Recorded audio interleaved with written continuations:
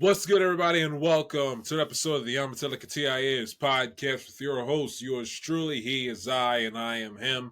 Jai Shields here on this Friday, May the 2nd, the first weekend of my favorite month of the year, the month of May 2025. We got a good show here for you to kick off your weekend. Obviously, the NBA playoffs are well within full swing.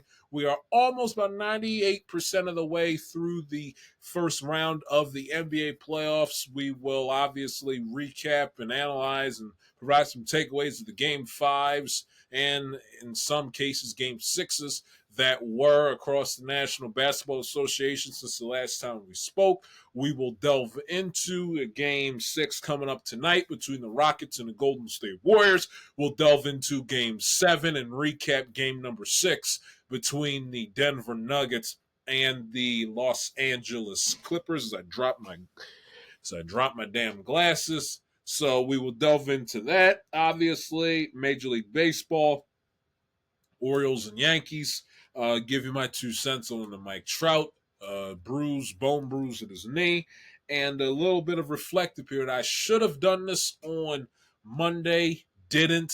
Forgot about it at the last minute, but I will give a little bit of a retrospective into the 10-year anniversary that was earlier this week of the White Sox and Orioles no fans game on April 29th here in the 410 back in 2015. So we'll delve into that. I will get into Bill Belichick and his situation in next week's line of programming, and I didn't want to be here all day and night. Get in and out, and away we go. And in case you're wondering, well, why is he looking down at his chair? I don't have, my desk is broken. The desk that I have here in my home office / studio, it's broke. So in order for me to, typically I would just have my computer and everything sit on my desk and where we go, but I don't have a desk. So it's just me. Use your imagination. It's just me sitting in a chair with my computer, obviously, that has the camera propped up on top of a table, and I have my notes and everything on my iPad right here that's resting on my armchair. I have my phone resting on my lap. My glasses were originally sitting on my lap. My tissues are right in front of me. Allergy season's a bitch, and I got obviously my water here sitting on the windowsill. And I'm home today because I did not have my Friday. Matter of fact, which glasses do you like better? You guys like these, or do you like the other ones? But I did not have my Friday classes today, which is why I'm doing this episode at home in my home studio, if you will, compared to my studio at EAA at the radio station. I think these ones look a little bit better, but good Lord, they need to be cleaned. So anyway, we build it while we fly it, people. So let's delve right into it with the game that was last night between the New York Knicks and the Detroit Pistons. I tell you this, Jalen Brunson, if he could ever get the Knicks to an Eastern Conference final somewhere they have not been in a long, long time, I think since 1999, if I'm not mistaken, off the top of my head. If he could get them to a conference final at bare bones minimum, and somehow, some way, either the impossible happens this go around in this postseason or in 2026 and beyond, if he could ever get the New York Knicks to a conference final and maybe even an NBA final, he is going to go down as one of the greatest Knick players of all time. Obviously not. Mount Rushmore would be a little strong, but he's going to go down as the top 10, top 5 greatest Knick of all time, and certainly is going to go down as one of the greatest Knicks of the 21st century in my generation. And I think, quite frankly, if the impossible were to happen and they upset Boston somehow, I think he automatically, and Carmelo Anthony fanboys and fangirls are going to get pissed off at me when I say this, but I think if he finds a way, either this year, especially this year going up against Boston. But next year, whenever, if he finds a way to get the Knicks to a conference final from now until the end of his contract, you have to automatically put him over Carmelo Anthony as being a better all-around great Knick player of all time of this current 21st century. The way that he was able to put his team on his back last night was that's the stuff that legends are made of. And he won the clutch player of the most clutch player of the year for a reason, because this is a guy that when the lights shine the brightest, he finds a way to bring his team home. And you got to give him tremendous credit, because listen to this stat. In 2024, he in the not winner take all, but in the 76ers elimination game around this time a year ago in Philadelphia, 41 points, 12 assists to beat the 76ers. That was last year. Last night, 40 points, 7 assists on the road yet again, this time to beat the Detroit Pistons. The only other player to have 40-plus points and 5 or more assists in a road closeout win. The only person in the history of the NBA to do that, Michael Jeffrey Jordan. I'm telling you. And Jordan did it 3 times. And Brunson's already done it twice in back-to-back years. I tell you, either they upset Boston or sometime next year, the year after that, they find a way to a conference final. Jalen Brunson's here. Carmelo Anthony's here as one of the greatest Knick players of all time. It's because this guy, it is, I can tell you, if you're a Knick fan right now, you must be floating on cloud 9. Now, Jalen Brunson, you wouldn't obviously go into the conversation of he being a top 5. He's definitely top 10, but he's not on that level of being a top 5 player in the NBA in this moment in time right now. But that doesn't matter, because this guy has it. He has toughness. He has that clutch gene. He never quits. He never set. Now, there's parts of his game that you don't like. I mean, the flopping, which and smartly by the referees, thankfully got overturned. He hits the floor way too much for my liking. He is a victim of playing for the whistle instead of playing to make a play sometimes when he drives to the basket. So that part of his game drives you crazy, and that's why you heard the flopper, which was funny. But he ended up getting the last laugh, which I get to with that shot with about 4 seconds to go in a minute. But he's as clutch as it gets. As clutch, tough, mentally and physically with that bad ankle. He's as tough and as clutch as it gets. And if you're a Knick fan, I know a lot of Knick fans. I talk to a lot of Knick fans. I follow a lot of Knick fans on Twitter, and I was going throughout my timeline, and about 8, 9, 7, 6 minutes to go in the fourth quarter, Knick fans are like, okay, game's over. We stink. We're not winning this game. Thibodeau is a complete disaster. He's a disgrace. Fire him. Don't fire him after the season. Fire him before Game 7. What time is Game 7? They wave the white flag. It's over. We're not winning tonight. We'll flush it down the toilet, and hopefully they'll pull a rabbit out of their ass Game 7 on Saturday. Because the New York Knicks, once again, and this is going to get them in a shit ton of trouble against the Boston Celtics coming up, they have got to do a better job in these second halves. You saw the New York Knicks come out in the first quarter. They were ready to play. They were making shots. The ball movement was spectacular. They were crashing the boards. They were suffocating Detroit defensively. And it was like, oh my goodness, the Knicks, if they put it together for another quarter and a half, like this game could be an absolute runaway. I mean, you take a look at the end of the first quarter. Through the first frame, what was it? Let me get to the damn box score. Can we get there? I mean, they led at the end of the first quarter 37-23. 37-23. And I'm thinking, oh, then it's going to be the next night. And then in the second quarter, same old Knicks. they couldn't buy a basket, very sloppy with turnovers. It was a mess. And then even on that inbound pass towards the end of the second quarter, end of the first half, with Beasley getting that phenomenal three to go into the halftime locker room with a lot of momentum. And they ended up getting outscored 38-22 in the second quarter. And it's the same old Knicks. And then the third quarter comes. It's like they alternated every other quarter. But it was funny because I was thinking to myself, I said, damn, the Knicks played well in the first, played like shit in the second, played well in the third, and really played like shit in the fourth outside of the final 90 seconds. I mean, they got outscored 28-20 in the fourth quarter, and they went I think like half the quarter at a particular moment in time, only scoring 9 points.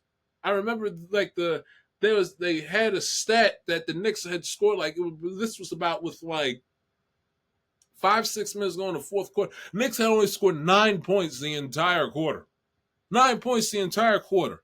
And that's where, again, you get on Thibodeau because the offense gets they run into these lulls. They run into these lulls where not only can they buy a basket, there's just no rhythm, there's no cohesion, there's no tempo, there's no flow with the offense. It becomes a lot of ISO ball with Brunson. The other four players on the floor just standing around.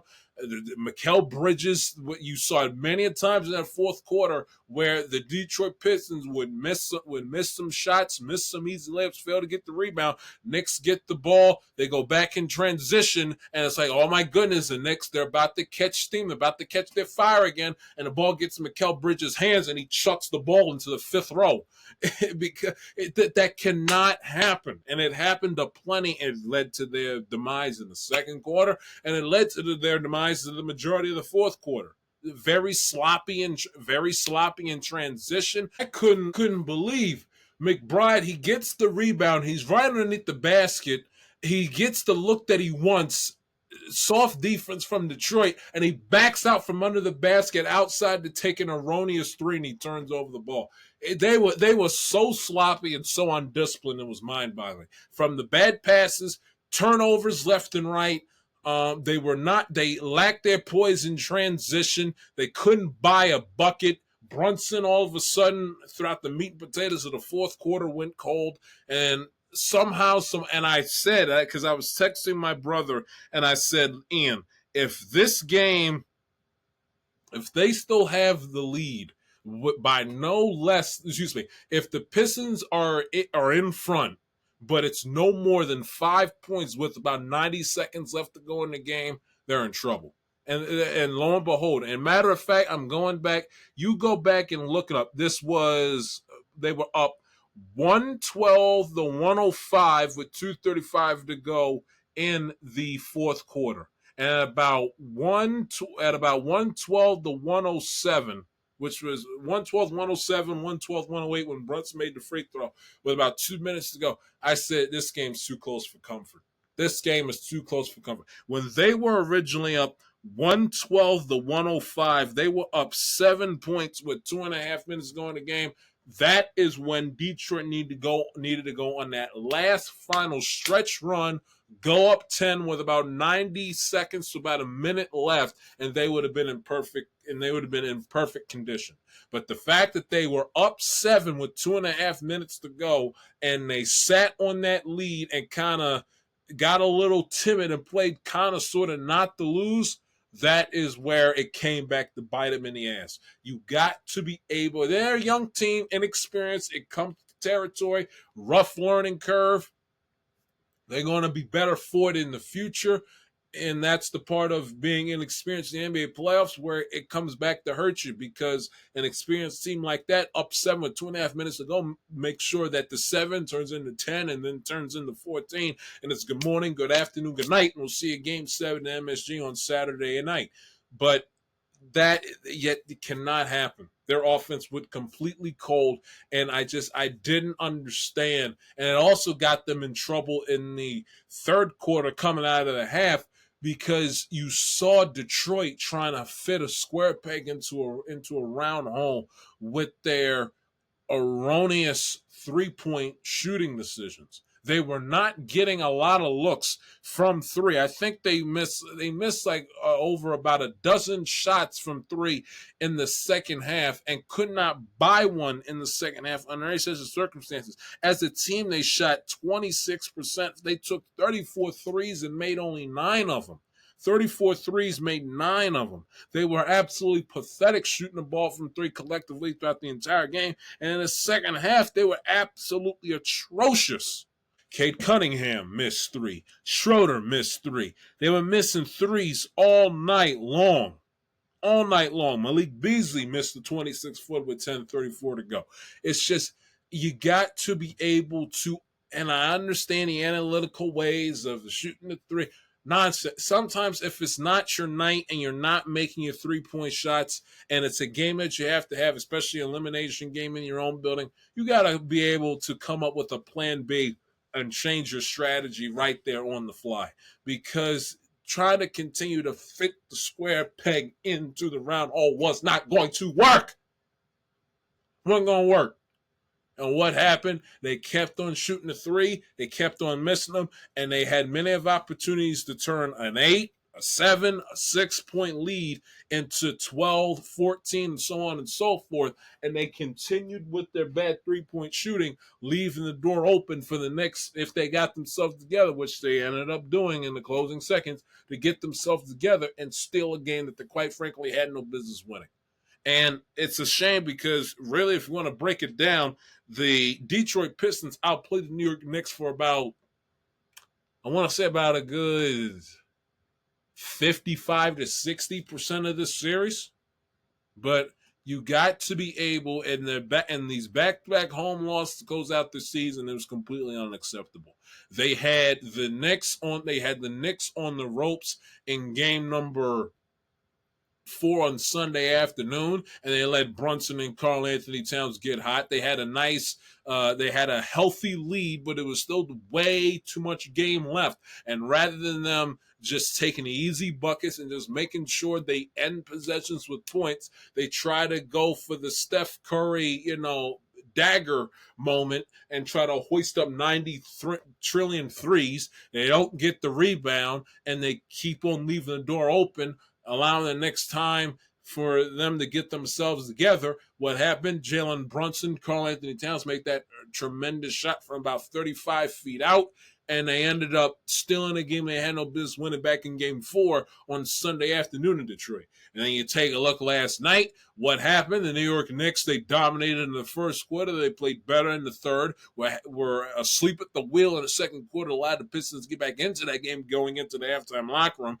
And then in the fourth quarter, they couldn't buy a bucket. Turnovers all over the place. The crowd absolutely erupted and took over that building. Brunson's flopping all over the place. They don't get that foul call, got challenged and rightfully overturned, and they had their foot on their throats with an opportunity to send the Knicks back home to a game 7, and which in all likelihood I wouldn't have liked the Knicks' chances on winning back-to-back game 7s in that building.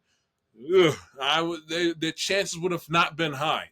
Not to mention, Knicks fans would have been kicking and screaming and bitching and moaning about Thibodeau because of the fact that the offense just went stale for these long periods of time with no adjustments. Throwing the turnovers, throwing the lack of poise and the lack of discipline in transition, the inability at times to get the clutch rebound that they really need. They would have been a complete and utter mess today and going into tomorrow had the Pistons been able to close. A, B, C. A always be B, C closing, always be closing. Always be closing. If there's a mantra, there's a motto for the Detroit Pistons in these two, and that's honest to God, that's why they lost this series. Not in game 1 where they let the Knicks go crazy there with the 40-point fourth quarter. It wasn't game 1. Was not game 3. No, the reason why the Detroit Pistons lost this series, you go to their back-to-back home games last night and Sunday. If the Detroit Pistons win yesterday and they win on Sunday, they're getting ready to play Boston. Period. And those are two games that for a good 60 to 70% of the game, they kicked the New York Knicks' ass up and down the court repeatedly, and the Knicks did not have a clue in the universe on how to stop it. But the Knicks signed up for the full 48. Jalen Brunson signed up for the full 48. You can't get a 7, an 8, 5-point lead with 2.5 minutes left to go in the fourth quarter and think the game is over. No. They failed to close and finish the deal on Sunday afternoon. Karl Anthony Towns and Jalen Brunson made them pay. And you would think with this season on the table going into an elimination game, game 6, you would think, and knowing that you have not won on your home floor this entire series. You've won in New York, but the Knicks have also won in New York. You haven't won at home this entire series. You are 0-2. Can you get a win at home to extend your season another 48 hours? And they came out lackadaisical, got punched in the face in the first quarter, rebounded in the second, punched in the face again in the third, erupted and played arguably the best quarter of basketball up until Brunson getting hot in this entire series. And then they let Brunson take over the game. Let him take over the game.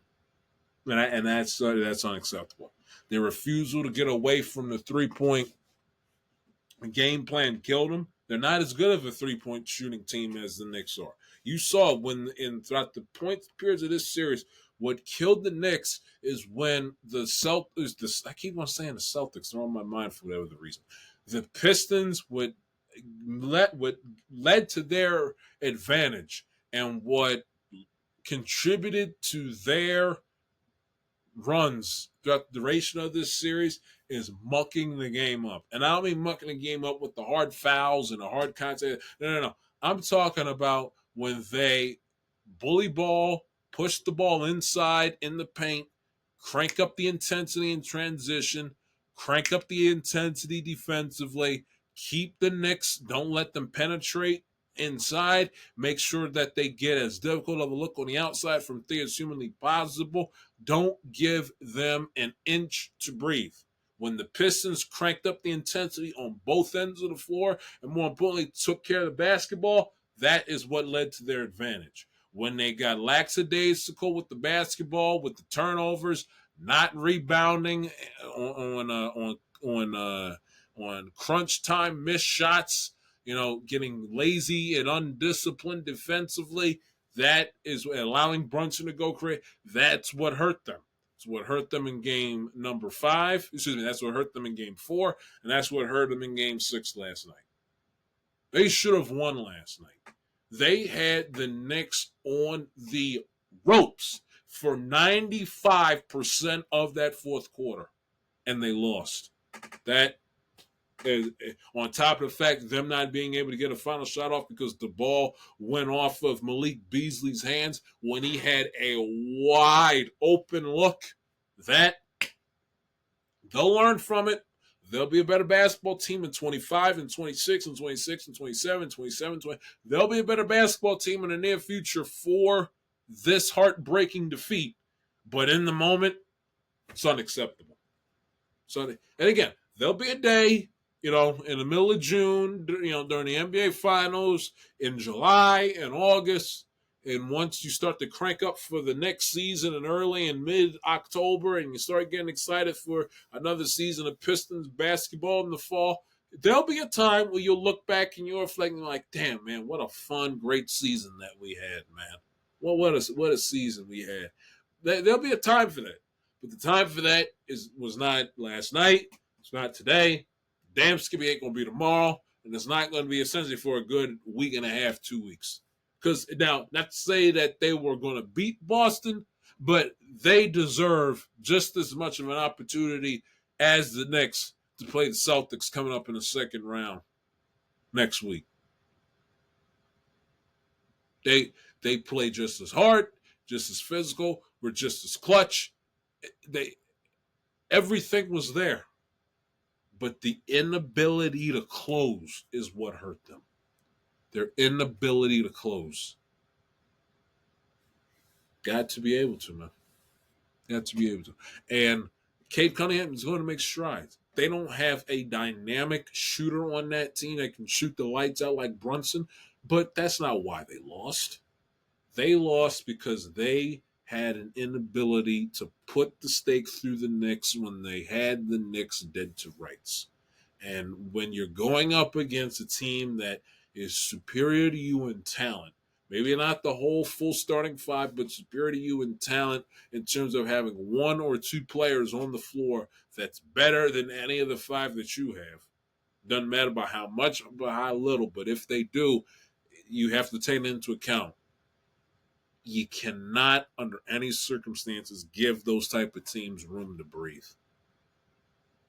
That 5-7 point advantage should have turned into 10, should have turned into 12. It should have been in the teens with 60 seconds to go in the game. And it wasn't. That's why they lost. Now, again, Jalen Brunson, all world. Made an absolutely remarkable. I mean, he had that man on skates. Had him on skates. Had him on skates. One of the clutch shots of the NBA playoffs thus far. Unbelievable. When the lights shine the brightest, he rises to the occasion. And that's something about Jalen Brunson. I don't care. You could despise the New York Knicks. That's something you got to salute and tip your cap to. Because the Knicks, honestly, have been yearning for a player that can dominate a game, that can dominate the fourth quarter, that can make that basket with the game and arguably their season on the table. They've been yearning for a player like that for a long time. And his ability to make the game his in the final 90 seconds of that game is stuff that champions are made of. Not to mention, give these Knick fans and others, critics and prognosticators and pontificators alike, they've been very critical of Mikal Bridges throughout this series, throughout this entire season. But give him credit. That rebound that he got when Brunson missed his 2-footer with 37 seconds to go to tie the game up, him getting that rebound and that tip and to tie the game up at 113, that should not go under the radar. That should not go without praise. That should not go without admiration. That should not go without notice. If Mikal Bridges does not get that rebound and that tipping with 35, 36 seconds left to go, all it takes is Cunningham, whomever, the drive to the basket, which did an excellent job again in the fourth quarter. Drive to the basket, make a layup and one. That's 3 points right there, and it could have easily been 116 to 111 with about 30 to 20 seconds left in the game. So let's not forget about Mikal Bridges' heroics, because that was big time. If he doesn't get that board, and more importantly, does not get that tip in, if the Pistons go down the floor and make a basket and get fouled in the process, the New York Knicks, are they winning that game? Most likely not. Most likely not. But give them absolute tremendous credit for scrapping and finding a way to win last night. What an absolutely unbelievable, remarkable performance from Jalen Brunson. Team did not play great. Quite frankly, ebbs and flows. They played like shit. Weren't coached to the best of their abilities. But when you have the high-end talent, man, saves the day. Here I come to save the day. When you have that high-end talent to come in clutch, does wonders for you. I come to save the day. Does wonders for you. So, Pistons had a hell of a season, but Jalen Brunson once again took over the game and made Little Caesars Arena into his own personal playground. The Knicks survive. They have a date with the Boston Celtics in a matter of days. And also, by the way, get a load of this stat. The Knicks and the Pistons series was the second playoff series in the history of the NBA to have 4 straight games decided by 3 points or fewer. The other was the 81 Eastern Conference Finals between the Celtics and the 76ers. Game and series we got to discuss from last night, the Nuggets and the LA Clippers. That game going 7. Told you guys earlier this week that this game was going to go the distance, the full 7 games. And I tell you, James Harden, give him credit. Now, I don't like the fact that with his clunkers after his phenomenal performance in game 1, his clunkers that he's put up, I'm not a fan of that. Same old playoff choke artist James Harden as per usual. On top of the fact he doesn't have the stones and the maturity to meet the media after the game, which also annoys me. But give him credit. He heard the noise and he rose to the occasion. 10 of 20 shot 50% from the field, 3 of 8 from 3, 28 points, 6 rebounds, 8 assists, 2 steals from James Harden and a block. Had the 4 turnovers, which you don't like. Got to get those down heading into Game 7 coming up on Saturday. But give him tremendous credit for playing well in a game the Clippers obviously needed, an elimination game at home. Hadn't really shown up and put together a complete great game since the first game of this series. And he absolutely has done a phenomenal job in bouncing back from those clunkers in games 2 through 5 with an excellent job and an excellent performance last night. Nikola Jokic, I expect more from him. Second half, 5 points, 2 of 9 from the field, 2 rebounds, was not good. And Zubac, absolutely, I told you guys how underrated Zubac is. He has played and he has done a phenomenal job in this series. You take a look, stat sheet, 6 rebounds, scored 10 points, 5 of 6. 33 minutes of game action. He has a very underrated center and has done a phenomenal job in peaks and valleys against Jokic here in this series. I understand they lost, but take a look, game 5, 27 points. 27 points, had 2 blocks, 5 rebounds, was absolutely phenomenal in game number 4 last Saturday, where he dominated the game, arguably inside for the LA Clippers specifically. 12 rebounds, 6 assists, 19 points, and 41 minutes of game action. Was absolutely sensational. He did a sensational, phenomenal job going up against Jokic last night, and throughout this series, he has done a good job of holding his own there inside in the low post. They have made sure that they are not going to let Nikola Jokic dominate with 3-point shooting. Obviously, keeping his performances, especially in the paint, and specifically more so rebounding at bay. Only 7 rebounds for Nikola Jokic last night. You take a look at how he did in game number 5. He racked up 10 boards, 21 in game number 4. So they held him to I believe it was the lowest of rebound total that he's had in this series. Let me double check. Yeah, he had 9 in game 1, 7 last night. So did an absolutely solid job at making sure that Nikola Jokic was going to be held in check there inside. And that's what this series is going to come down to. James Harden holding his own on the offensive side of the floor, and obviously how good of a job we can see from this LA Clipper defense led by Zubac, and making sure that Nikola Jokic does not beast and feast on them inside in the paint with crashing the glass.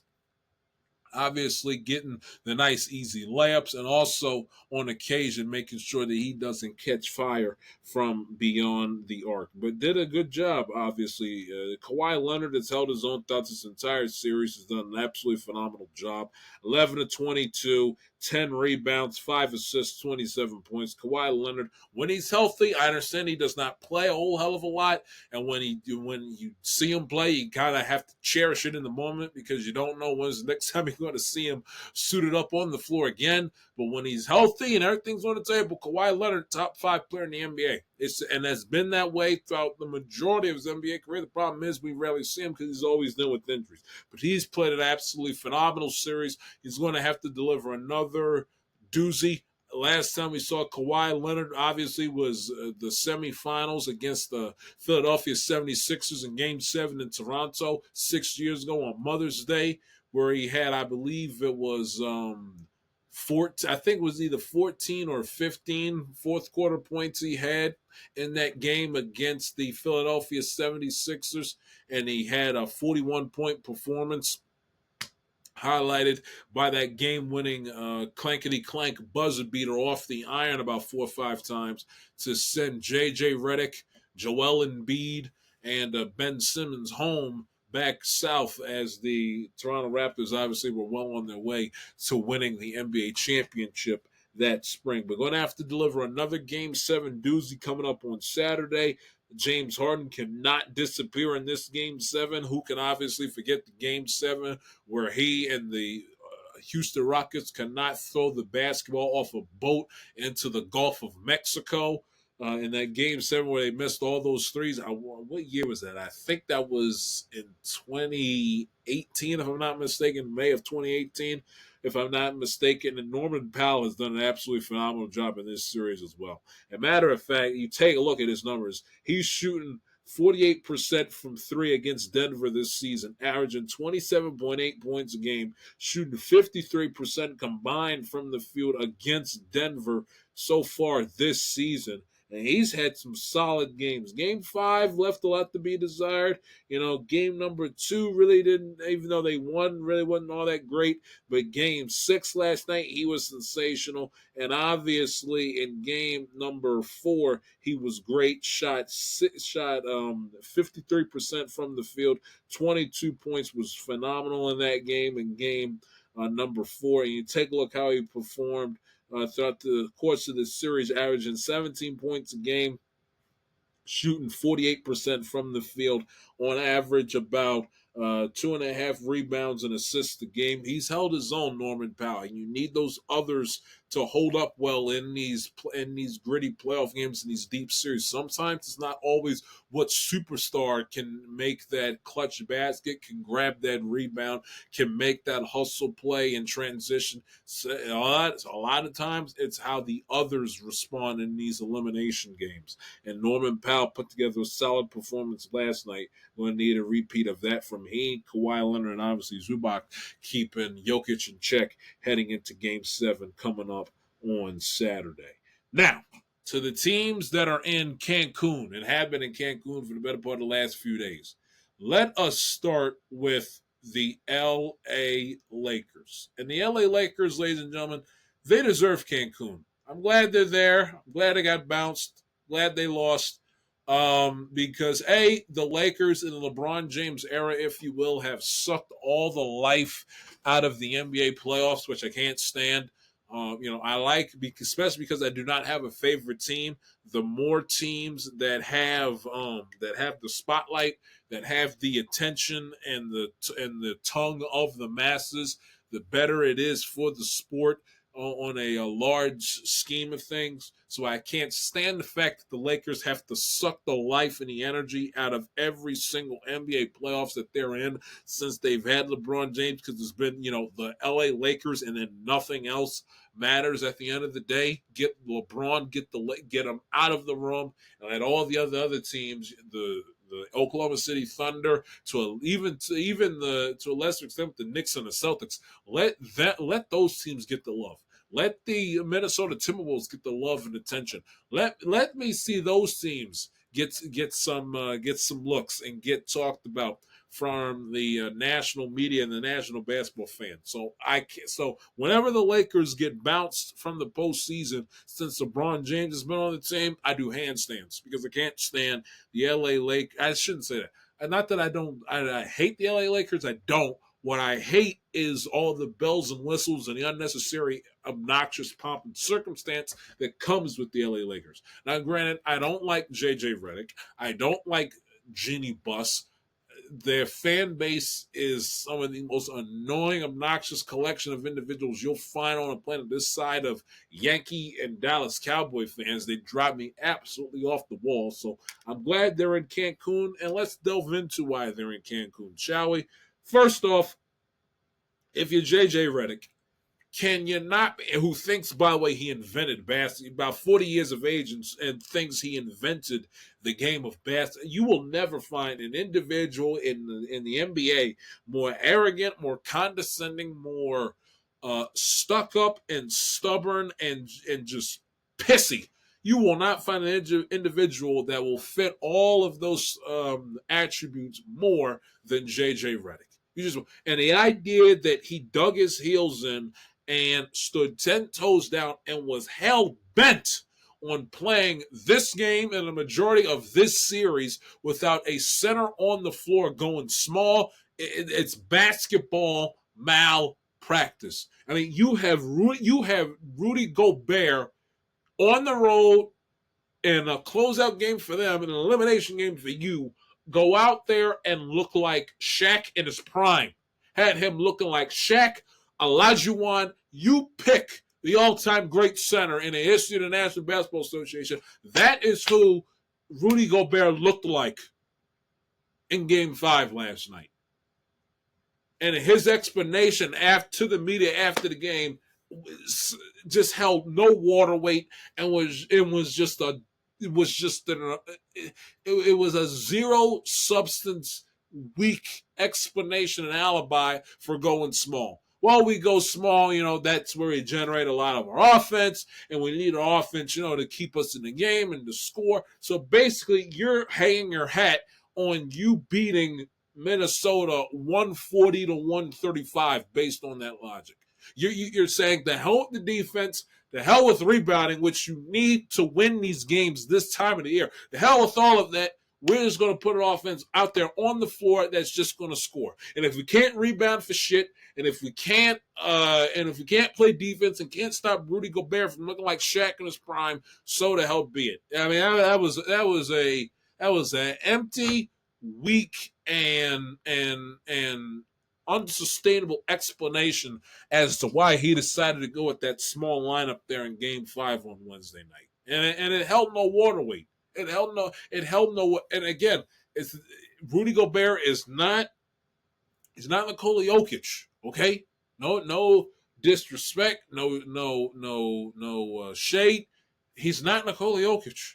And he made him look like Nikola Jokic, whereas aggressively Rudy Gobert took over and dominated that game in the paint on Wednesday night. Dominated. Rebounding, dunks, layups, took over the game. And JJ is just, fine. We'll go small, have Rudy dominate the game, and we'll think we're going to win the game that way. With a 40-year-old LeBron James who's running out of gas, literally and figuratively, throw in Luka Dončić, who is a complete and utter defensive liability. And I told you guys this on Monday, and I'll say it again here. The trade was still an asinine, backwards, bad, fireable offense type of trade that Nico Harrison made. But if this series didn't show you, as a basketball fan, where he was coming from when he talked about Luka being a defensive liability, if you couldn't see where he's coming from after watching this series, I can't help you. I can't. Between this, on top of how poor he was defensively last June against the Boston Celtics, again, I said it on Monday, I said it again. If these last 11 months have not woken up Luka Dončić to fully lock in and get himself together, I don't know what will. And you heard JJ talk not after the game, but yesterday in the postseason final press conference with Rob Pelinka, said we need to get in championship shape. We know who he's talking about. It's Luka Dončić. And JJ loves Luka. Was teammates with him in Dallas. when he was on ESPN, raved about him to the high heavens on television.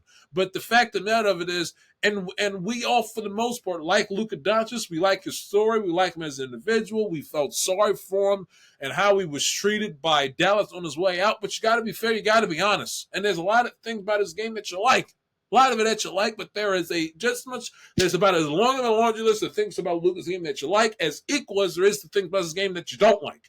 And then part of the things about his game that you do not like that have to be fixed, or else he will not win anything. It'll be all stats and no rings.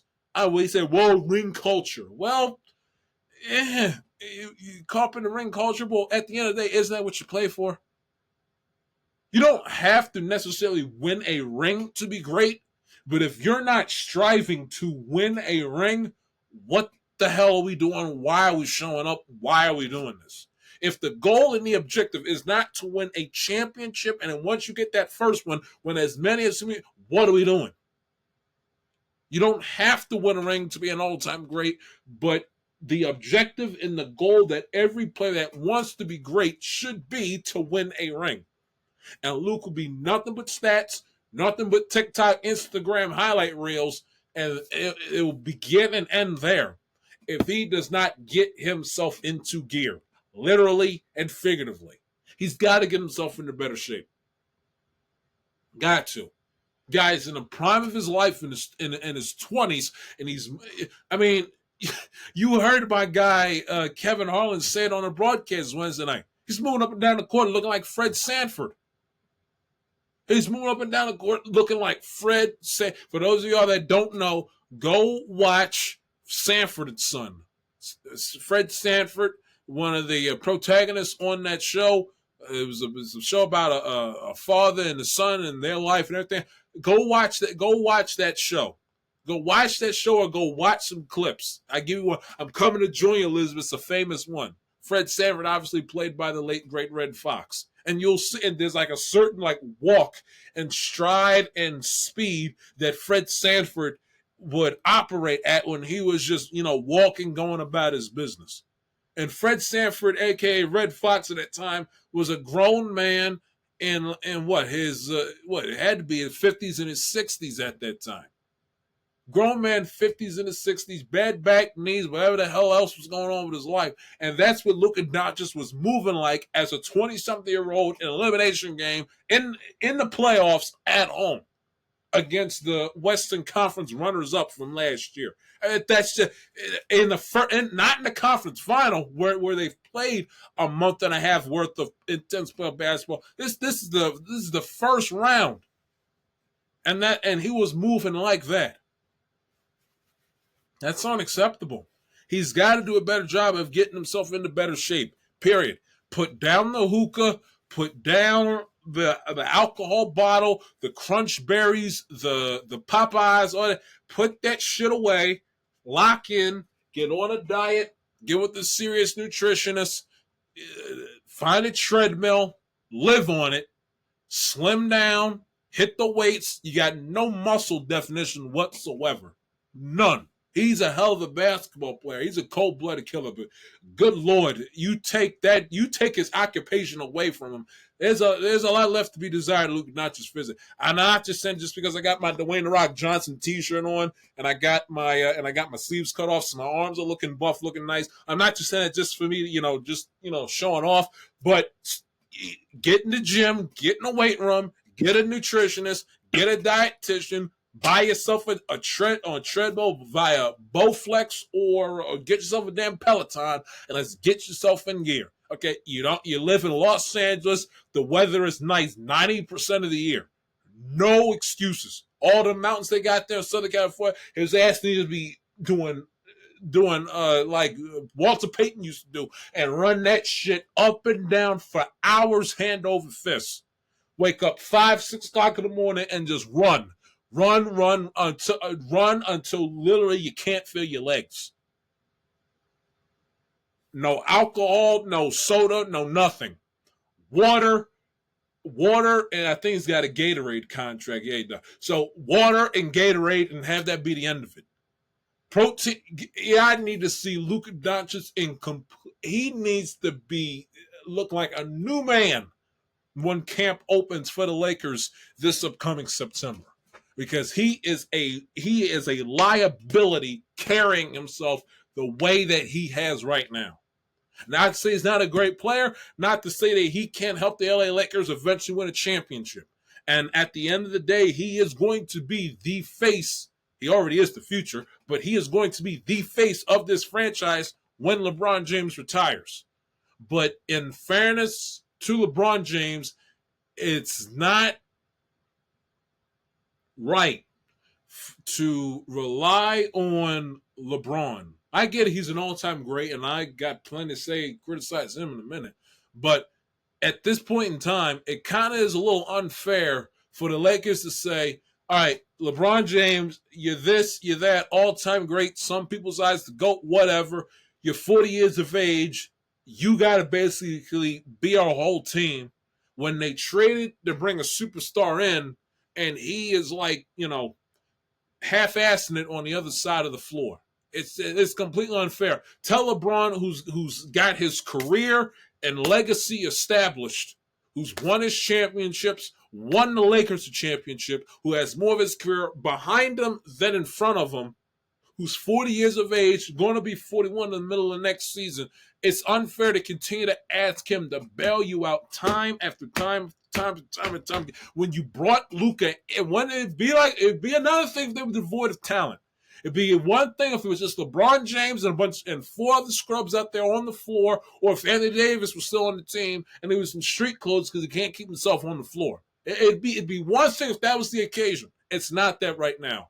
And in unfairness to LeBron James, it's unfair for the Lakers to continue to essentially put extra pressure on him to put the franchise on his back when they brought Luka in, and Luka is not carrying his weight. In the words of Bill Burr, when are you going to pick up the other half of the couch? When is Luka Dončić going to man up, buck up, grow up, and pick up the other half of the couch? LeBron James can't do it by himself forever. Can't. Not fair to him, not right to him, and the other guys out there on the floor and on the roster get paid to make a contribution as well. And if you look at the contribution, cannot just be dropping 30, 40 points a night, shooting the lights out from three, and then being a damn traffic cone on the defensive side of the floor. And then do nothing but just stand around, look lethargic, look like you could give a damn. And then when you do give a damn when the ball's not in your hands, it's because you're looking at the side and bitching and moaning and yelling and screaming and cussing the ref's ear off. Get in shape and stop moaning and groaning at the officials. That outside of being the prolific scorer that he is, that's all he does. Stands, does nothing, gives zero effort. That gets your ass benched in a damn JV game, let alone an NBA game. No defense, and all he does is gripe, bitch, moan at the officials. Constantly. Can we lock in, tap into that potential, and get serious, Luka? Please. Most of us are rooting for you. We want to see you succeed. But more importantly, you got to want yourself to succeed. And you're a good player. Good, transcendent, talented player, cruising at 50%. Just imagine how great you'd be if you were to give it 100%. You're going to be the future of this team. This team is going to be yours for the next decade, probably more. You got to be prepared for that. I understand he's going through his old machinations. I got to talk to my wife, talk to my family, blah, blah, blah, blah. With LeBron and whether or not it's Aaron Rodgers and Brett Favre 2.0, 3.5 at this point, NBA version. But you don't know. News will come down literally right now that LeBron decides, you know what, 22 years is enough. I'm banged up. The groin injury bothered me throughout the course of the season. I read reports earlier this afternoon that he had that MCL, an MCL sprain when he flopped to the ground when DiVincenzo, grazed his shoulder. He says, you know what, I got my championships. I can't get out of the first round as of recently to save my life. It is what it is. I've had enough. That could happen literally right here, right now, and Luka would not be prepared in this moment to take over and be the quote-unquote LeBron James of this team. Wouldn't. They're a 3 seed with LeBron James. Take LeBron and strictly Luka on it, they're like a 6th or 7th seed. Facts are the facts. And then, and I understand, Rob Pelinka, everyone was crowning him, the next Jerry West just because Nico Harrison gave him Luka on a silver platter. And the irony is that all Anthony Davis did throughout the course of the season in the wintertime, October, November, December, January, and in a few days he was still on the team in early February. All he said was, "Listen, we need a center. We got to get better defense. We need a big man. We're getting out rebounded, getting dominated in the paint. This, that, and the third. We need a center. Need a center. Need a center." And then what did he do? He traded Anthony Davis away, brought Luka in, and still didn't fix the problem at the 5. Still did not fix the problem with having no center and no big man. Letting Rudy Gobert take over the game. And JJ Redick, who thinks he's above reproach, well, how dare you sit up here and question me? You're insulting me because of my inexperience. No, JJ, we're not insulting you, you self-centered, self-righteous douchebag. Pull your head out of your own ass and pay attention. You are inexperienced. This is your first ever NBA playoff series you've ever coached in your life. Prior to this season, your experience coaching basketball was coaching your son who's like 6 to 8 years old. Go from coaching 6 and 8 year old little kids to the NBA, the highest level of competitive basketball in the universe. Quit being so damn defensive and thinking about somebody's out to get you. Quit, get over yourself. Quit being so damn full of yourself and so damn self-righteous. It's enough. Bitching and moaning, getting all insulted and flustered. It's not how a championship coach acts and carries himself. You're inexperienced. So unlike other coaches, unlike your opposition, Chris Finch, maybe you do have to rely on your assistants a little bit more.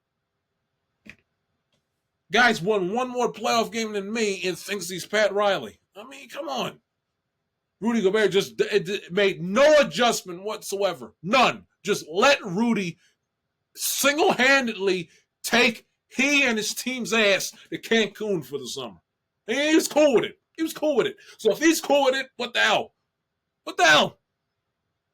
Just let him just dominate the game. And then he gave that asinine alibi for keeping a small lineup out there on the floor after the game. You got to be kidding me.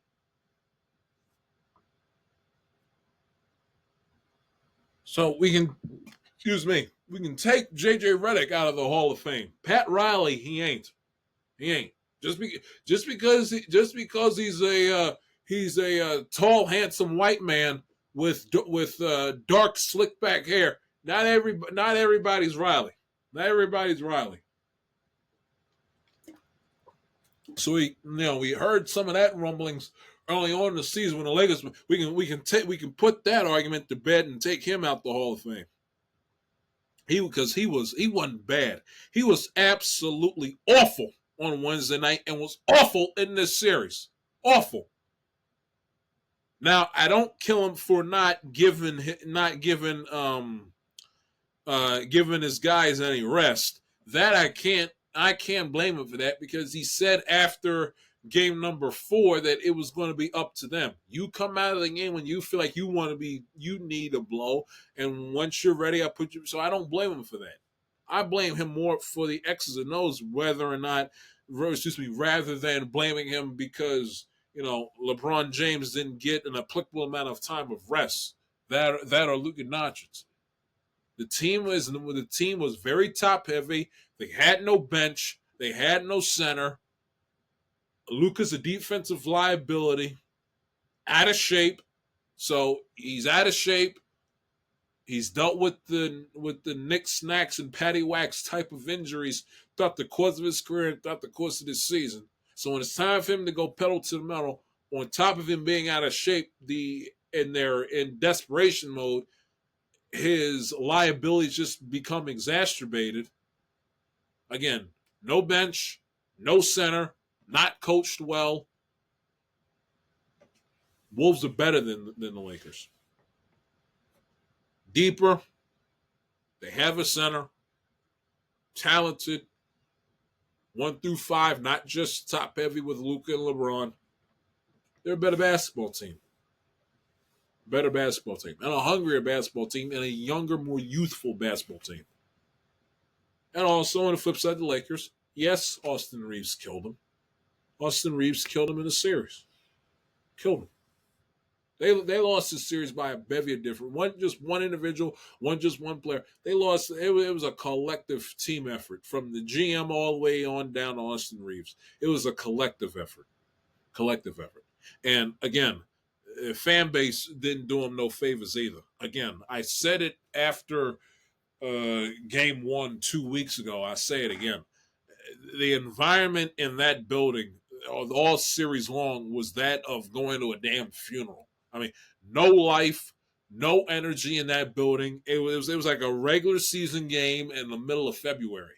No life, no energy, no enthusiasm. It was, and that's what you get when the Lakers essentially want to, make sure that every celebrity under God's sun on God's green earth frolics to the Laker game to be seen, so they can, look nice in their nice clothes and go viral on social media. # Welcome to the Lake Show, and that's what happens. That's what happens. That's what happens. So it's just, but the Lakers are in Cancun. This makes me happy. And Mike and the OC is going to have a nice rough spring and summer with no Laker basketball as the Celtics hopefully win banner 19 to really make them annoyed. But the Lakers deserve their fate. They deserve Cancun. You know who else deserves Cancun? Glenn Rivers. No, matter of fact, before I get to Glenn Rivers, I forgot. I told you I was going to get to LeBron James. His performance in the fourth quarter, these last 2 games were absolutely, again, I hate going back to this because it's such a infantile, worn out debate. But again, if I got to hear one more person sit up here and tell me that LeBron James is the greatest basketball player in the history of the NBA, I am going to throw something at them. You can't be the GOAT when this is your stat line. And I don't want to hear no excuse about him being 40 years of age. You can't use him being great throughout, in a regular season game against the Memphis Grizzlies. You can't sit here and say, oh, look at LeBron, he's the GOAT. He's performing and moving like this at 40 years of age, season 22. Use his age to crown him 1 minute and then use his age in the next to come to his defense when he plays like garbage. It doesn't work that way. It does not work that way. I can't call you the greatest of all time when that is your stat line in back-to-back games in Game 4 and Game 5 of the playoffs. I can't call you a GOAT when you have 5 points in the fourth quarter in 24 minutes of fourth quarter playoff basketball. You got 5 points, have shot 2 of 9 from the field, couldn't get to the free throw line, have 4 assists, and if you care about that dopey plus-minus stat, you got a plus-minus of a -19. I can't call you the GOAT when this is the garbage you give me in back-to-back games with your team down for the count and on the ropes. I can't do it. Nor can I do it when you're 2-12 in your last 14 playoff games. Think about that. In his last 24 playoff games, LeBron James is 2-12. 2-12. His record in the first round, his first 17 years of his career, 14-0. In his last 5, you know what his record is in the first round? 1-3. 1-3. It is enough with the GOAT conversations. And again, JJ Redick, you lost the game. Listen to this. NBA teams were 0-9 in the history of the league when attempting 40 or more threes and making only 15 of them, losing by an average of 20 points in such affairs. The Lakers lost that game on Wednesday night, a game in which the Minnesota Timberwolves shot from the field collectively as a team 40%, and as a team from three made 14 threes on 47 shots. They took 47 threes and made 7 of them. They shot 14.9, might as well round it up. They shot 15% from three on 47 three-point attempts. On the road, and the Lakers lost. JJ Redick, before you get pissy, can we look in the mirror and have an episode of, or not an episode, but have a nice, crisp, refreshing moment of accountability before we want to kick and scream and throw tantrums and storm out of press conferences and get, I swear, I would love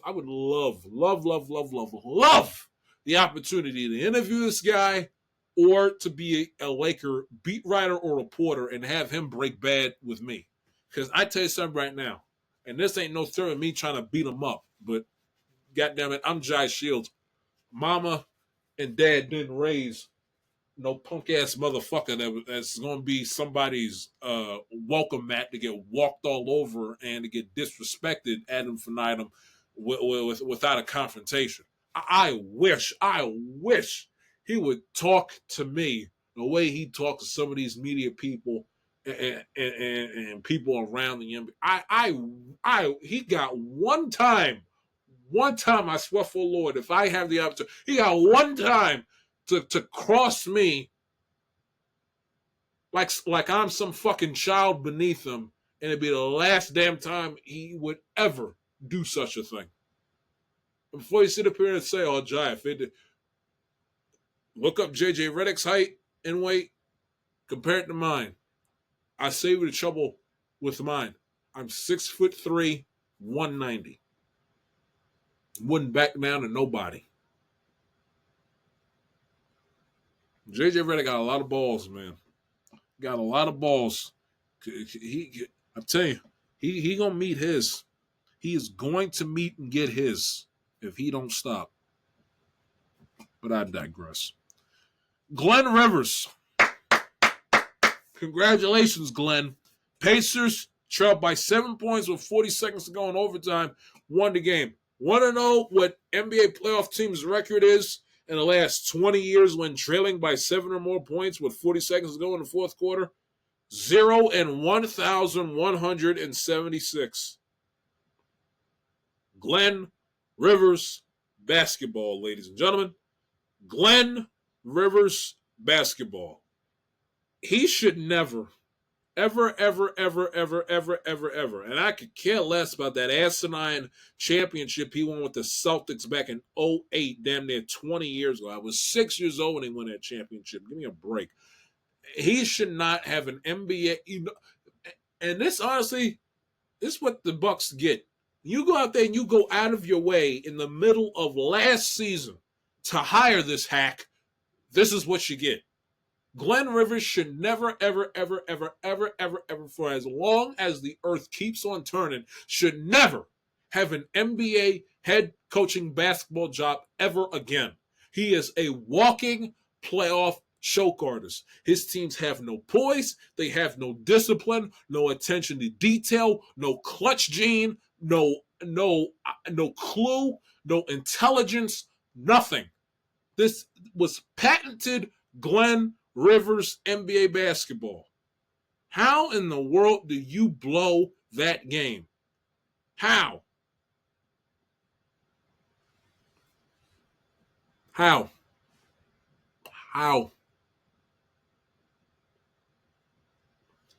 for the course. Par for the course with Glenn Rivers. It's just, And I don't want to hear any excuse. Well, the ball went through Gary Trent Jr.'s hands out of bounds. Don't blame Glenn, blame Gary. This is what Doc Rivers is. You blame Gary. Obviously, he's got to be able to control that ball and make sure it doesn't go through his legs, a la Bill Buckner, Game 686 against the Mets.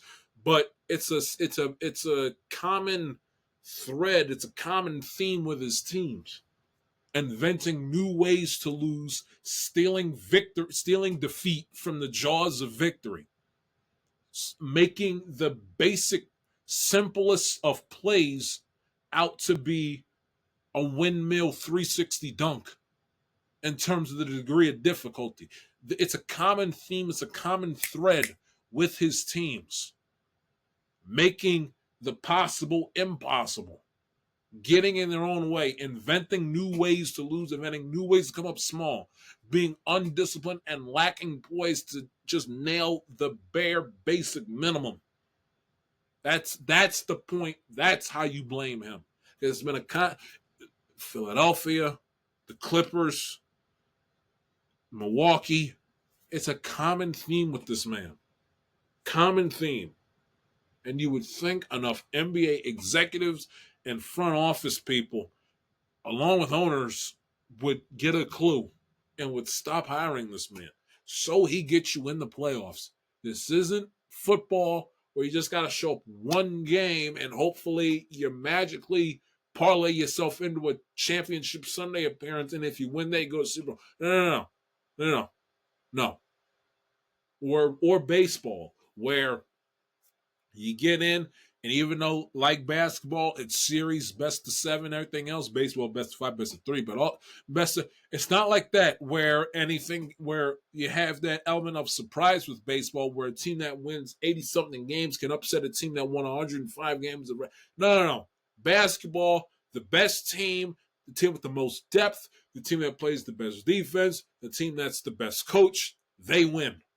Point blank, period.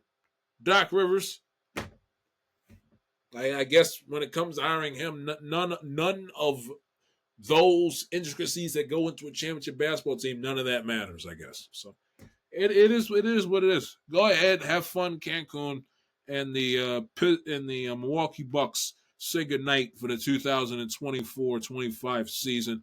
The Heat were absolutely disgraceful in Game 4. Not even worth wasting my time talking about them. They're in some trouble a little bit. That roster outside of Tyler Hero is not that good. They had no business making the playoffs and even finished with a plus 500 record, and they're just disgraceful, lackadaisical. I could give two dams type of performance against the Cleveland Cavaliers the other night.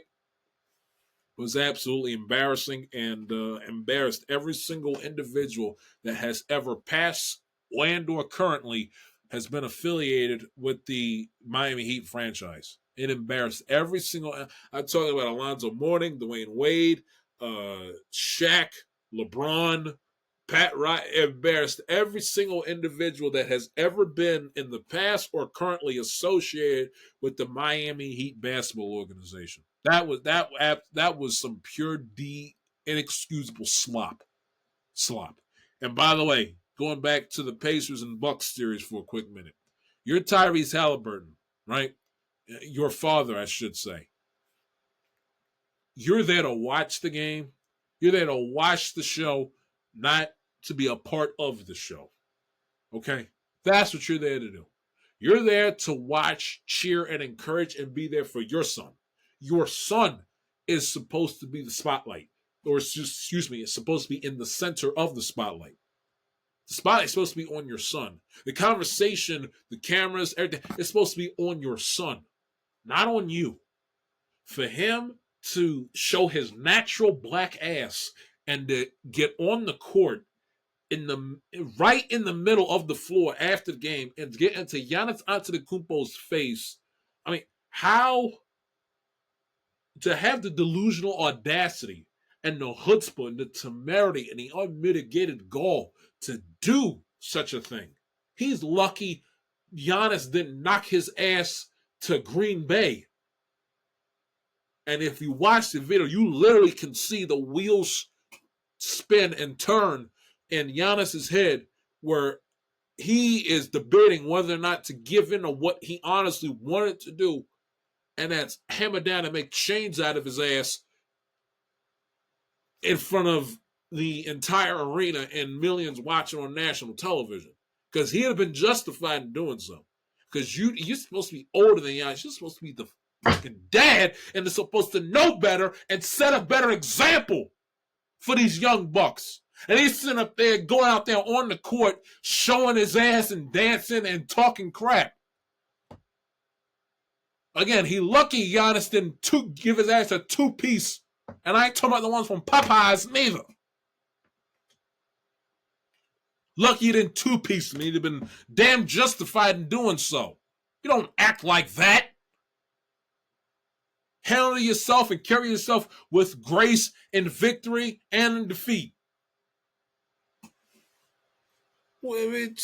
And I tell you something.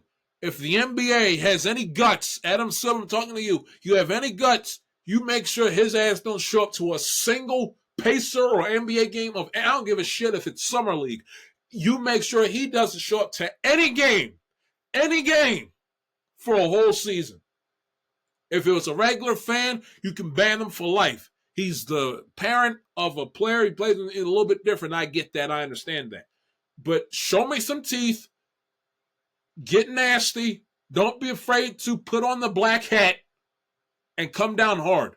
Tyrese Haliburton's pops does not show up to a single Pacer or any other NBA game for the entire 2025 and 2026 NBA season.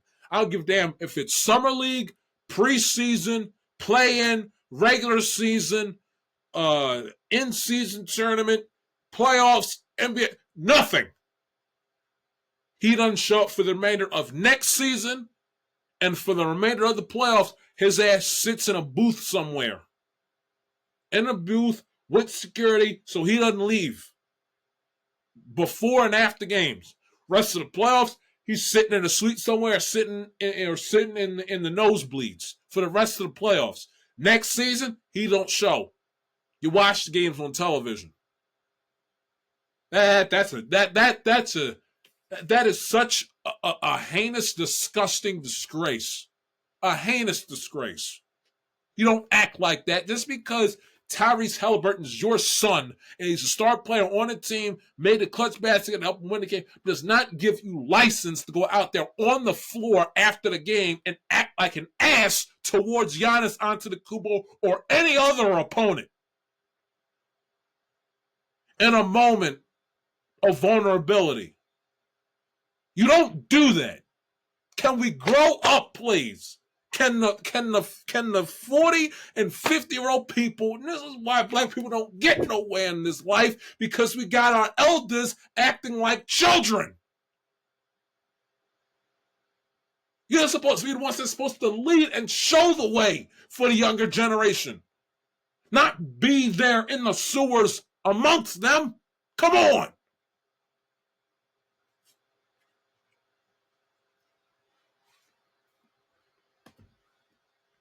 Again, NBA, Silver, find a spine, show some nuts, and come down hard. That stuff. There's no tolerance for that foolishness. None whatsoever. For the Lakers, Heat, and Milwaukee Bucks, 1-2, and unfortunately Detroit Pistons, 1-2-3, Cancun.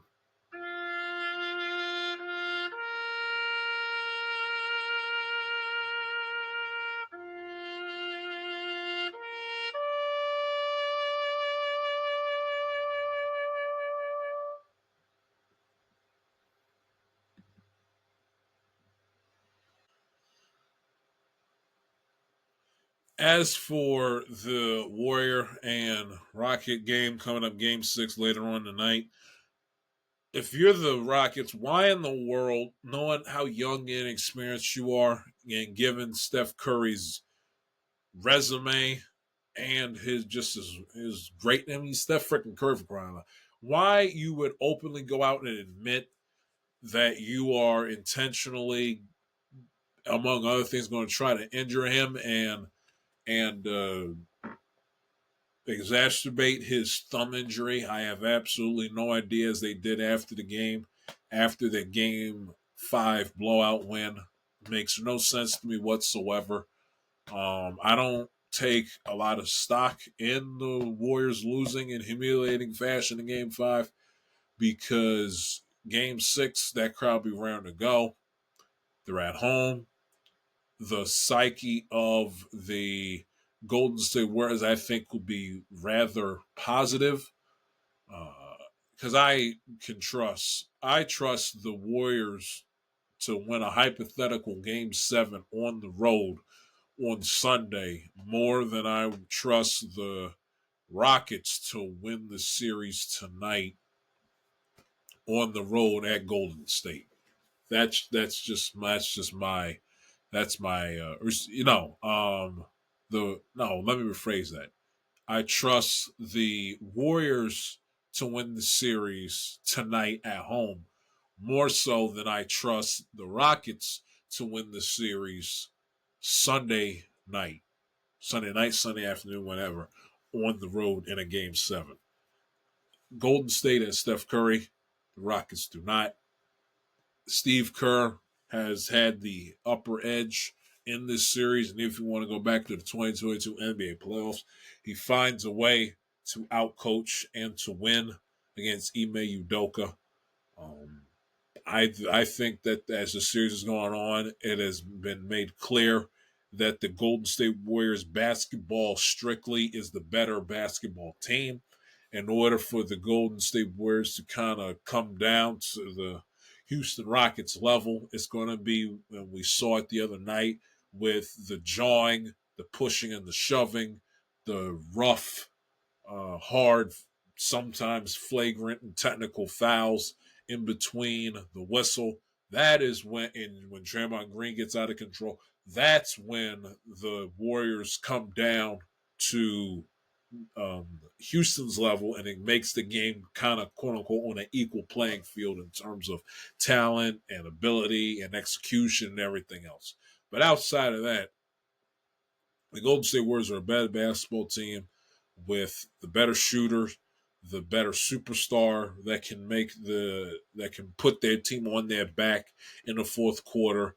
The Houston Rockets do not have that. Young team, had a good season, but in this time of the year, give me the Golden State Warriors over anybody in the NBA unless it's the Boston Celtics in 2025 that's standing in their way or anybody else. That's my belief.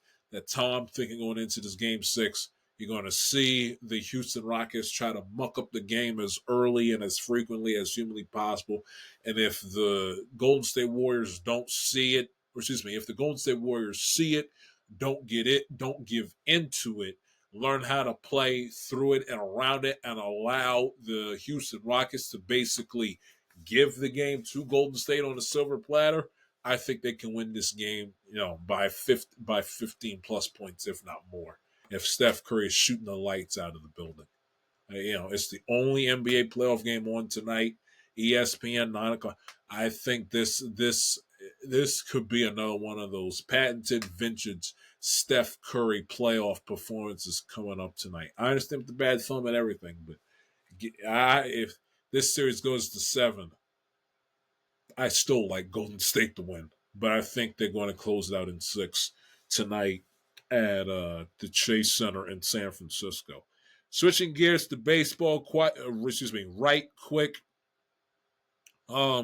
Mike Trout, quickly, bone bruise in his knee. You hate to see that. Had to come out of the game early this week against the Seattle Mariners. This poor guy can never catch a break with the injuries. It's just a shame because he's one of the talented and all around great players in the game of baseball. Post 2009, it's a shame. Hopefully, he makes it back in a decent timetable and makes a nice, healthy recovery going forward. Greg Popovich was announced earlier today that he is stepping aside from coaching and is going to move up to the front office as within the presidential role within the team. Obviously, his health has plagued him over the last few seasons, where he's had to take extensive leaves, of absences. Rebuilding team with the Spurs, another year with Victor Wembanyama will do him plenty coming up this offseason. It's end of an era. Head coach of that basketball team for a long time.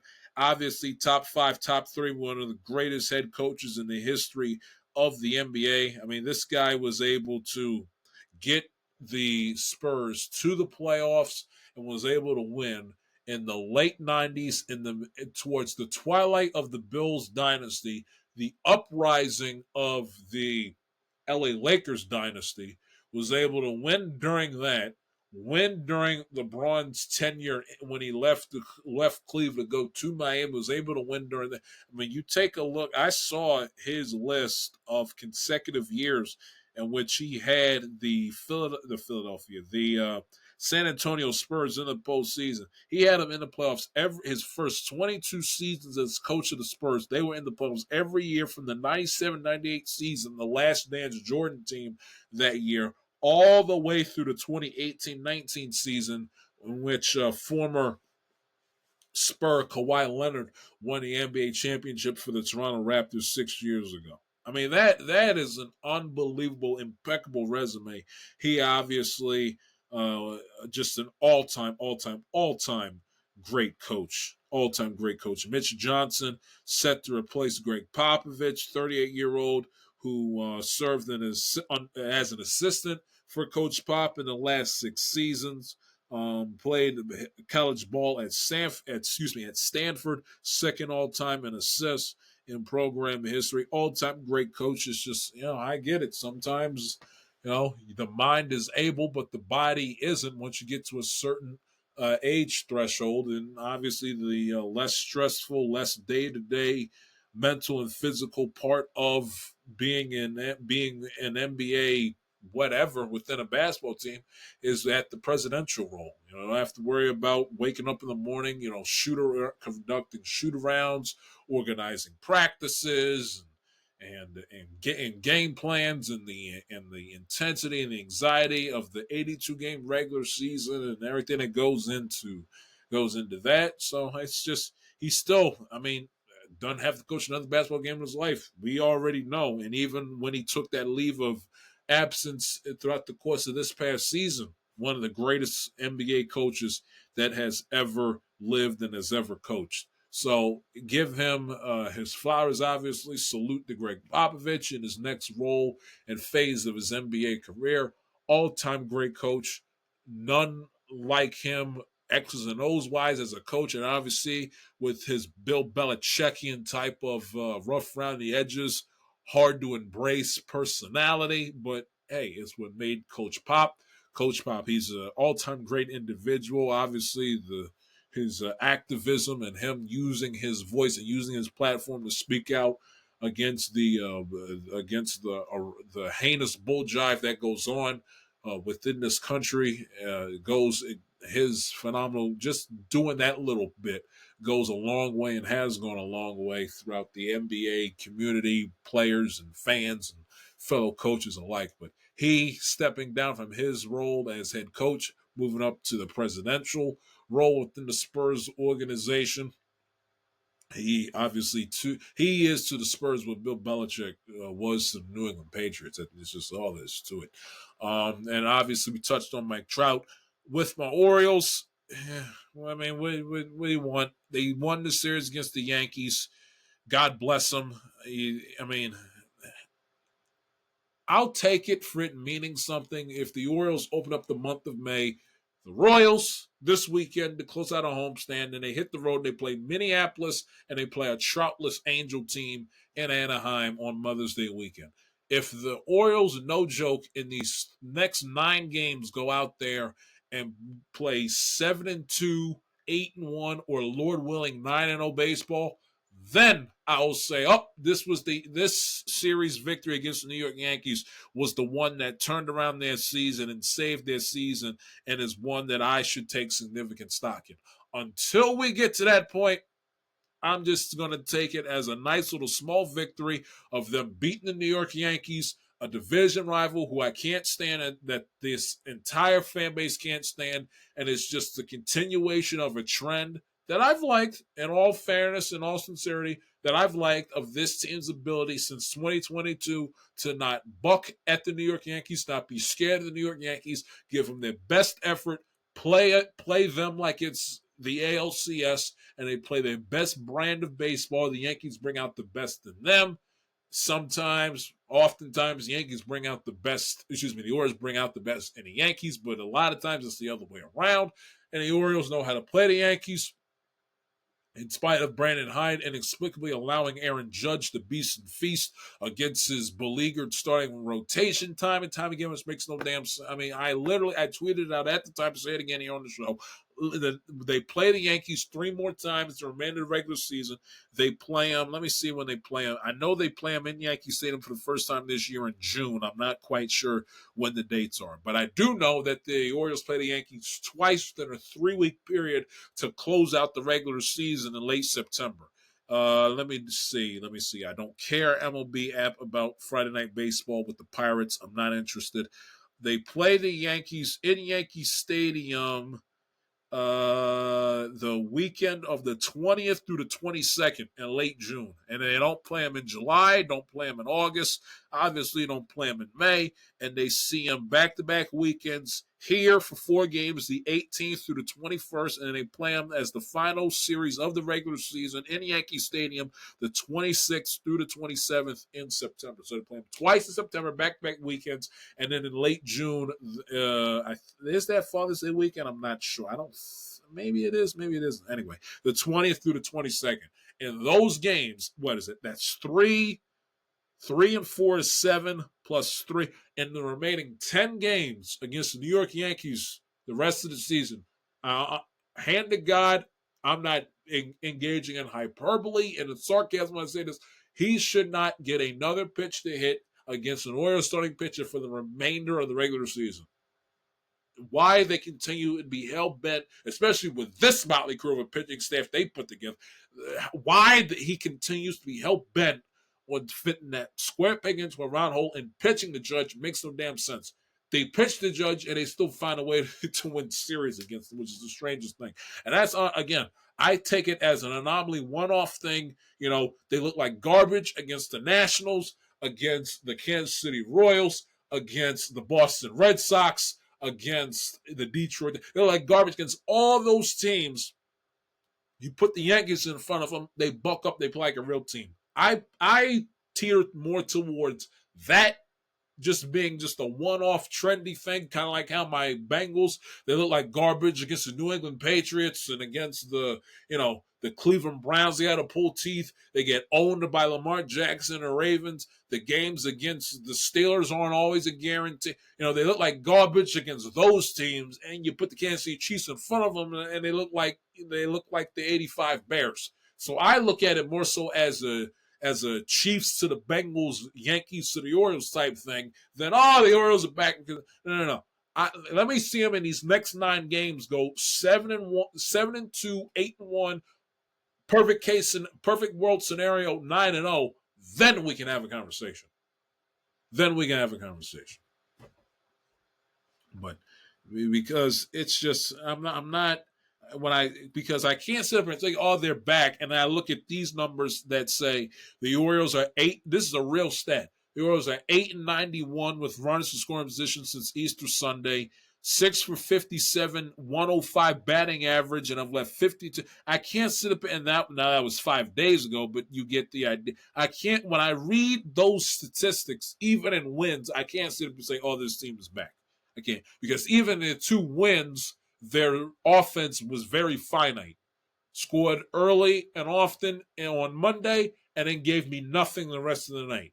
They scored early in game number 3 on Wednesday, and then they went the last handful of innings without getting a run home.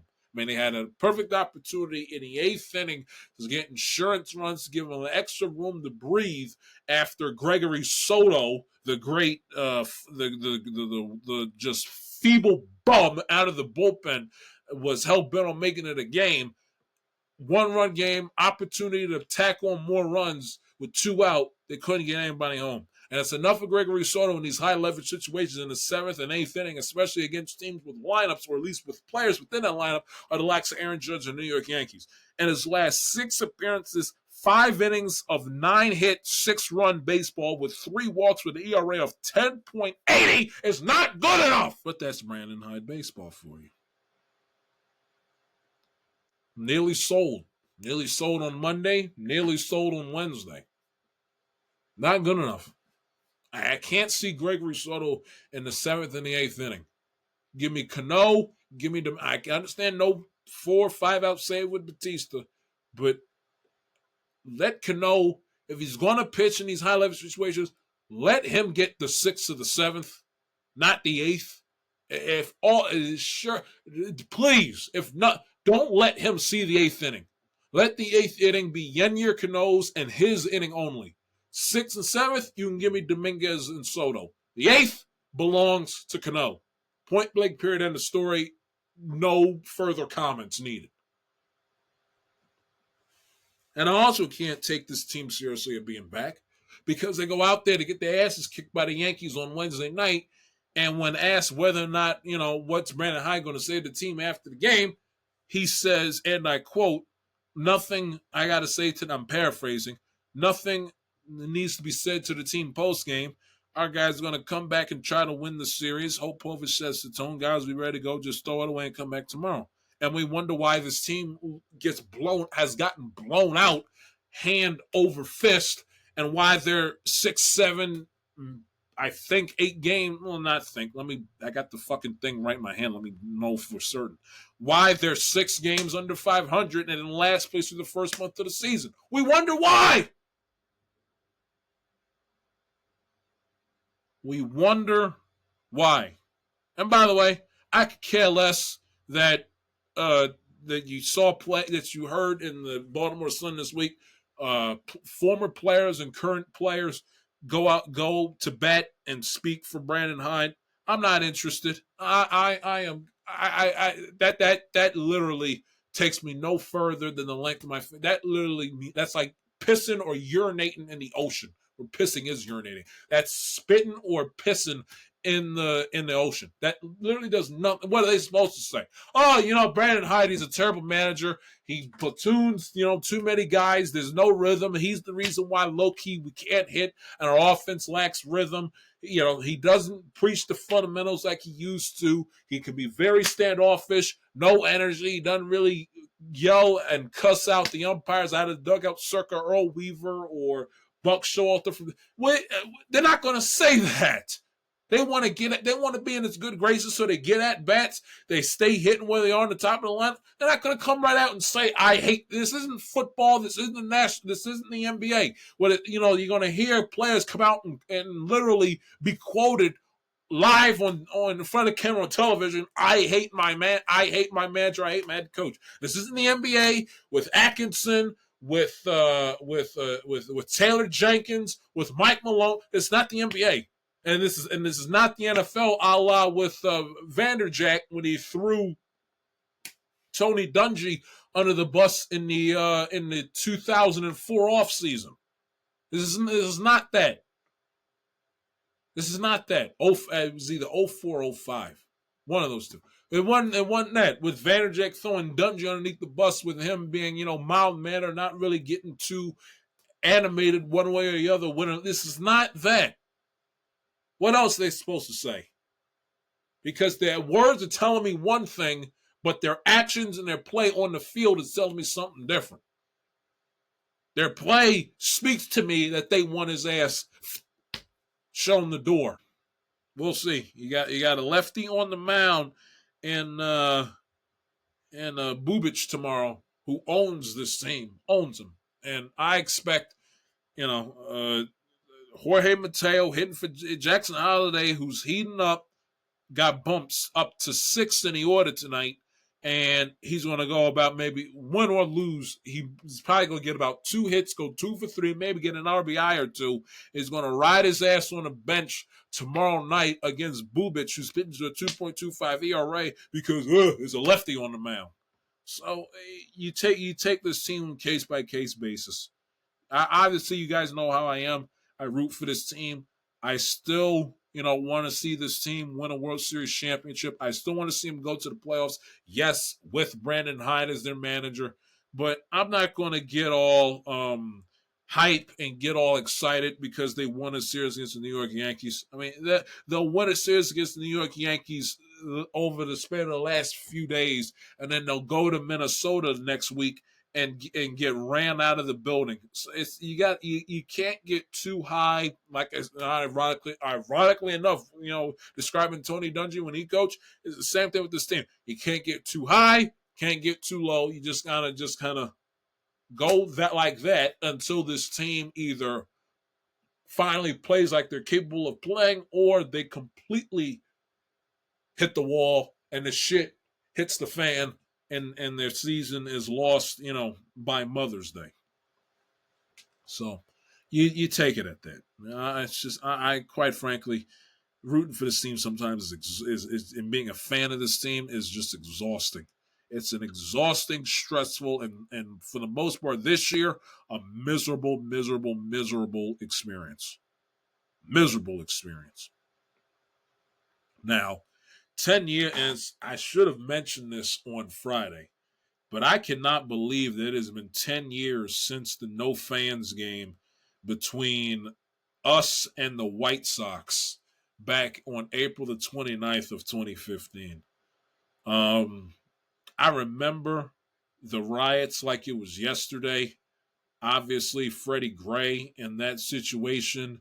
I remember seeing the video of him lifeless, and he literally looked like he was dead. He died in the police car, but literally he had such little control of his extremities and of his body that it looked like he was dead before he got into it. And I never will forget seeing that video played on a loop constantly 24/7 on television. I never, ever, ever, ever, ever, ever will forget that.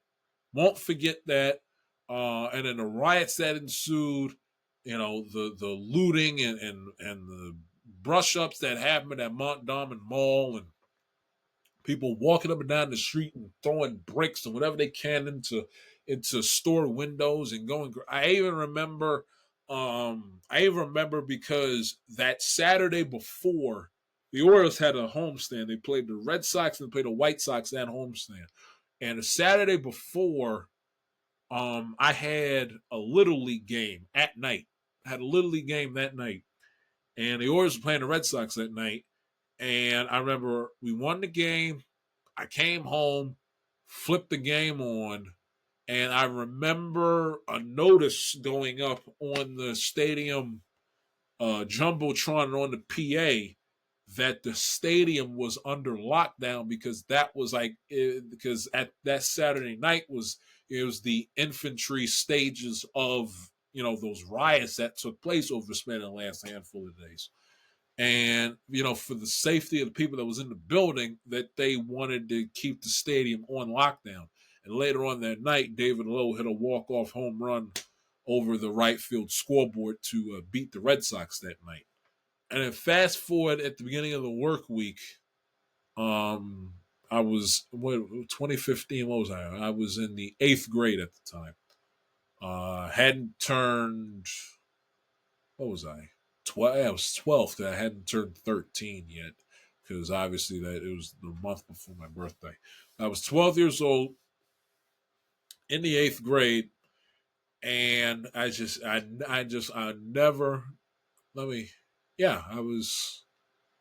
12. Yes, I was 12 years old in the 8th grade, and I won't people talk, the teachers talking about it and classmates like, you see what's going on in the city, It just, the news 24/7. I never forget coming home and going into the dining room, looking over across the room and seeing my mother with the WBAL TV 11 News on and seeing helicopter video footage of just kids literally storming out of school at 3, 4 o'clock in the afternoon, storming out of school to go tear up shit and riot in that certain images, certain things in your life when you're young, you see them and they're forever ingrained in your memory bank until the day that you die. That was one of those moments, one of those weeks, one of those instances in time that you just don't forget. And seeing Montgomery Mall go through hell, it was crazy. I mean, they rioted all hours of the day. I mean, they had to put a curfew in, for crying out loud. And I remember that I think that game was played, I want to say on a when I can go back and look. I want to say that game was played on a Wednesday, if I'm not mistaken. Let me see. The 29th. Yeah. The 29th, 2015, April was on a Wednesday. So that game was played on a Wednesday. The first 2 games of that series was postponed because of the riots and also because of the curfew. And that was back, not to sound like not to sound like an old geezer, but back in those days, quote unquote, Orioles, weeknight home games was played at 7 o'clock, and this was obviously pre-pitch clock, so you could have a game go 3 hours and 10, 50 minutes and just feel like, your normal run-of-the-mill 9-inning baseball game. But I remember those first 2 games, I believe, were postponed, and obviously that third game, for whatever the reason, they wanted to get that last game in. I don't know whether they couldn't find an extra date to essentially, and match up the off, because though they aren't division rivals, they couldn't find an extra date to fit for whatever the reason, they felt the need to play that third game, and they moved it to 2 o'clock in the afternoon. And they said, for the safety for the people within the building, and also for that, we need police officers, city police officers, mobilized, and we need them in more important locations within the city than doing their regular job at the ball game.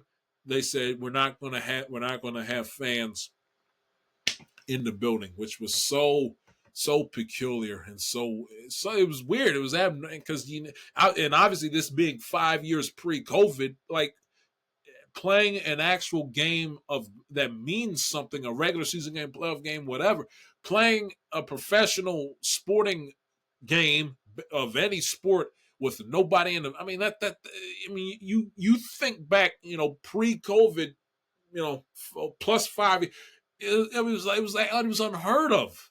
They're going to play a game that's going to be televised, it's going to count, and it's not going to be a soul in the building outside of, on-field personnel and media people. I mean, it's like you can't at that moment in time, you couldn't wrap your mind around it, especially being 12 years old. I mean, you can't wrap your mind around it. Now, I didn't see the game live because that game took place at 2 o'clock in the afternoon and ended at 4. The game was like 2 hours and 2 minutes, which at that point in time, in the smack dab middle of 2010's Major League Baseball, you want somebody unheard of. That was unheard of. No pitch clock, having a game go just over 2 hours. I mean, preposterous for 2015 Major League Baseball. And that was Manfred that came down with the decision that met with Peter Angelos, the owner, and I think that year, 2015, was Manfred's first year as commissioner of baseball, if I'm not mistaken. Made that decision. I didn't see it live because in the 8th grade and back in those days, for some ungodly reason, my school day ended at 4 o'clock in the afternoon instead of 3. I mean, figure that one out for me. And because the game went by so fast, there wasn't like an hour or a window where I had immediately after school for me to listen to the game on the radio on a car ride back home, and obviously flip the TV on and watch it afterwards. So because of the fact that the game was in the afternoon and went by so fast, I didn't obviously see the game. This is middle school. I don't have a phone in the 8th grade. It is what it is. I didn't see the game, but obviously I went back watched all the, because it was talked about on not just on a Baltimore level, because these riots became so catastrophic and so polarizing, it became a national story. So, you're watching the CBS or the NBC, nightly news, and they got reporters and camera people at the stadium covering the game because of the rarity of the entire ordeal with the riots and everything else. But I never will forget that. Ubaldo Jimenez pitched his ass off that afternoon, if you can believe that. Chris Davis in a home run, went crazy, won the game 8-2. Manny Machado homered as well. It's a game and it's a moment in time that I never will, and it's hard to believe that it's been 10 years since. Hard to believe. And they were in the midst of a homestand because that weekend they were scheduled to host the Tampa Bay Rays. And because of now the riots at that point in time the thick of it had died down at that point, but it still wasn't fully, the threat of rioters hadn't been fully extinguished yet. So they had to move their weekend series down south to Tampa, where they were the designated home team for those 3 games at Tropicana Field. But interesting moment in Baltimore, U.S. and in Orioles/MLB history that I will never soon forget. And I never, watching Buck Showalter's press conference where he had that 25-year-old black guy that said, what would you say, to the black Baltimoreans that, are hurting, that are going through this, that, and the third throughout this time right now. And I never will forget and I even went back on Tuesday and rewatched that. It was like a 10-minute press conference. I went back and watched it on Tuesday morning, and just the answer that he gave. It's just Buck Showalter. I won't regurgitate for you. Do yourself a favor. Go on YouTube and just type Buck Showalter press conference and put in the date 4/29/2015, and just it's one of the. I mean, you guys know how much I love that man and how much he's respected. He just a gem. Just go back and watch it for yourself, a gem. But yeah, never forget that. Never will forget that. Well, that's enough show for one day. Another episode of the Amatilla Catalias podcast in the books. Like what you heard, please don't hesitate to subscribe. Follow your boy on Twitter, Instagram, Threads, the works at the J Shield. Until Monday, have a great weekend, everybody. Peace.